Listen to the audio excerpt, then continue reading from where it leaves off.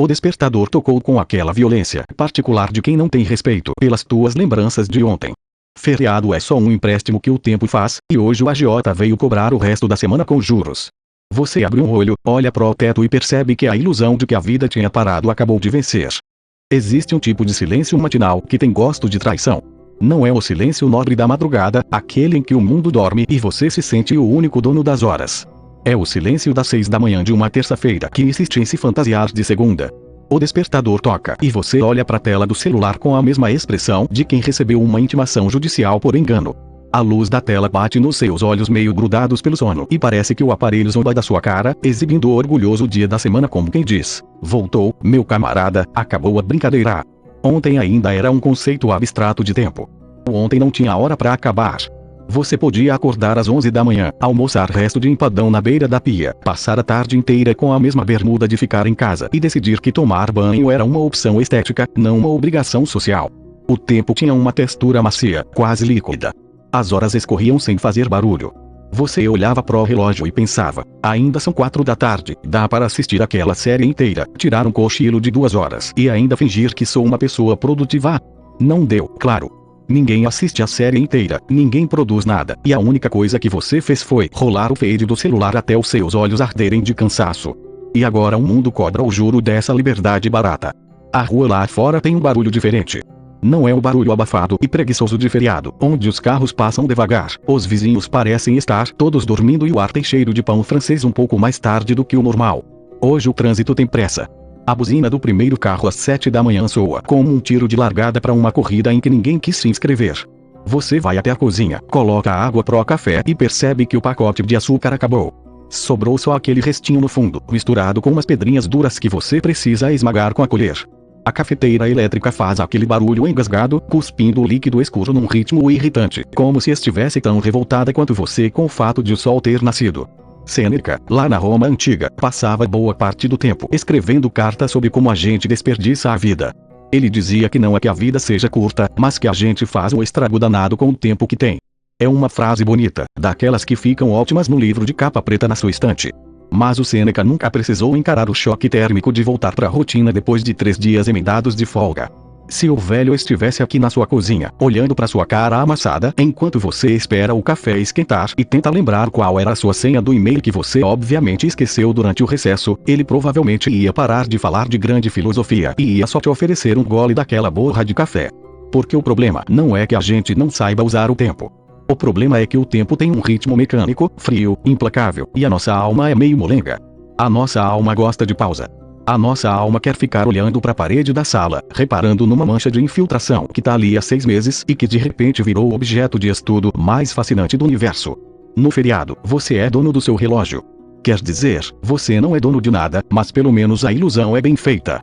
Você pode simplesmente decidir que hoje não vai resolver nada. E se alguém reclamar, você tem a desculpa perfeita: ah, é feriado. Só que os feriados acabam. Essa é a parte que o calendário esconde de você nas letrinhas vermelhas.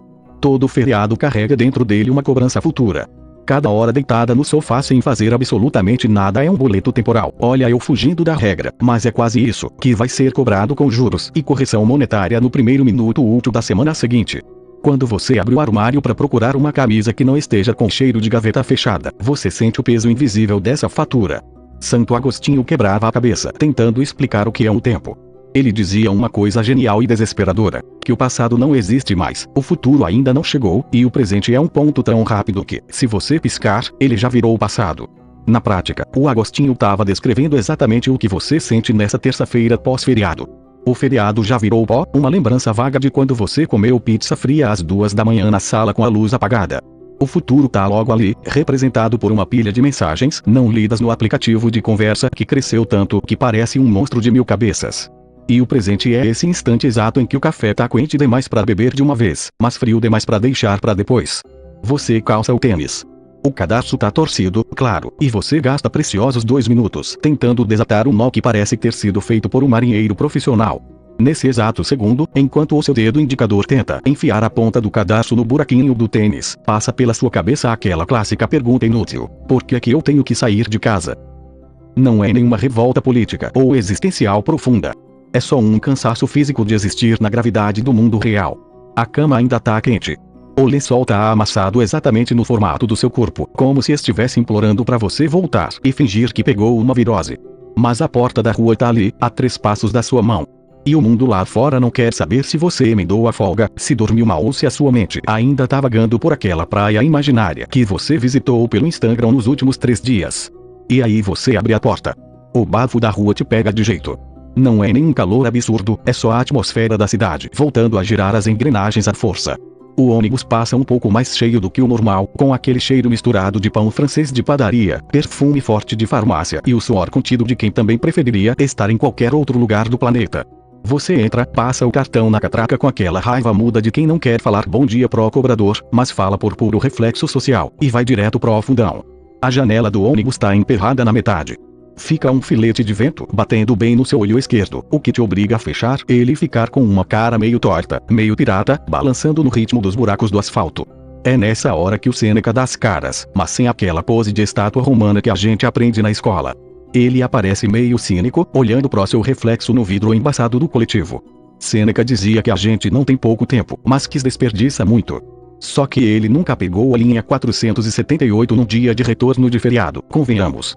Sêneca achava que o drama da humanidade era viver como se fosse imortal, empurrando o que importa com a barriga.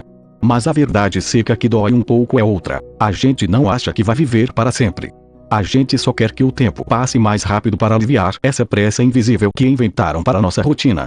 A gente gasta o feriado inteiro pensando na segunda-feira, e gasta a segunda-feira inteira querendo que o relógio marque logo 10 da noite de sexta. É um looping perfeito de ansiedade antecipada. Você tá fisicamente no ônibus, mas a sua cabeça já tá no próximo sábado, como se o presente fosse um pedaço de carne dura que a gente só quer mastigar logo para engolir. Chegar no destino, seja lá qual for o seu, tem sempre aquela sensação de cenário de filme B. As pessoas parecem meio zumbis, mas zumbis educados, que dão licença no corredor e fingem que estão muito ocupadas no celular. Você olha para a tela do seu aparelho e percebe que as atualizações pararam. Ninguém postou nada muito interessante nas últimas 12 horas. O mundo digital também deu uma respirada, como se estivesse de ressaca junto com todo mundo. E é nesse silêncio constrangedor das redes que a realidade bate com força na nuca. Você senta na sua cadeira, liga a máquina, abre a janela do navegador e fica olhando para o cursor piscando. Aquela barrinha preta fica ali, ritmada, parecendo um coração mecânico te chamando para voltar pro jogo. Tic-tac, tic-tac. Você respira fundo, sente o gosto residual daquele café morno que você tomou correndo na cozinha, e percebe que o feriado já virou pó. É uma sensação esquisita de luto leve. Um luto de 2 semanas atrás, ou de 3 dias atrás, que seja. A gente chora baixinho a perda de um tempo que não era nem produtivo, era só tempo livre mesmo. Tempo em que a única obrigação era decidir se ia pedir pizza de calabresa ou ver uma série bizarra até as 3 da manhã. O filósofo francês Gaston Bachelard, que entendia muito de casa, de canto e de aconchego, falava que a nossa alma é uma morada e que a gente precisa de refúgios para sonhar acordado. Mas o que a gente faz na segunda-feira pós-feriado é trancar a porta desse refúgio por dentro e jogar a chave num poço bem fundo. A gente veste a armadura da eficiência, mesmo que essa eficiência seja só responder um e-mail com 3 ok e um ponto final. A gente endurece o passo. A postura na cadeira muda, os ombros sobem 2 centímetros, o maxilar trava, e a gente assume aquela expressão facial padrão de quem está absolutamente no controle da própria tragédia cotidiana. No canto da mesa, tem um copo de plástico com água que você encheu há 10 minutos e já esqueceu. A água tá criando aquelas bolinhas de condensação na parte de fora, escorrendo devagar e molhando a madeira da mesa, formando uma pequena poça redonda. Você olha para aquela água soando e pensa que a vida é mais ou menos isso. A gente esquentando a cabeça com coisas imensas, enquanto o tempo vai escorrendo pelas bordinhas, silencioso, sem fazer drama. A verdade é que essa ressaca de folga não vai passar com chá de hortelã, nem com 5 minutos de meditação guiada no aplicativo do celular.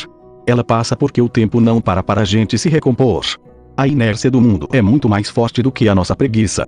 Daqui a pouco, o sol vai começar a baixar, a luz do escritório vai ficar com aquela cor amarelada de fim de tarde. Alguém vai falar que a semana vai ser curta, mentira reconfortante que todo mundo repete toda santa vez. E você vai estar no mesmo ônibus de volta, olhando para o mesmo vidro embaçado, talvez com o mesmo cadarço torcido no tênis. E tá tudo bem. A vida não precisa ser épica o tempo todo. Às vezes, o máximo que a gente consegue fazer é existir meio torto, com um pé no passado recente da folga e outro no presente meio sem graça. O segredo, se é que existe algum, é aceitar essa lerdeza do corpo. Deixar a mente meio aérea enquanto o mundo lá fora finge que nada aconteceu. Afinal, a próxima sexta-feira já está logo ali na esquina, escondida atrás de 5 dias inteirinhos de nada demais. Vai lá viver o resto dessa segunda. Só não esquece de beber água do copo antes que ela esquente de vez. Antes que perguntem, sou humano. E se rolou, deixa o like.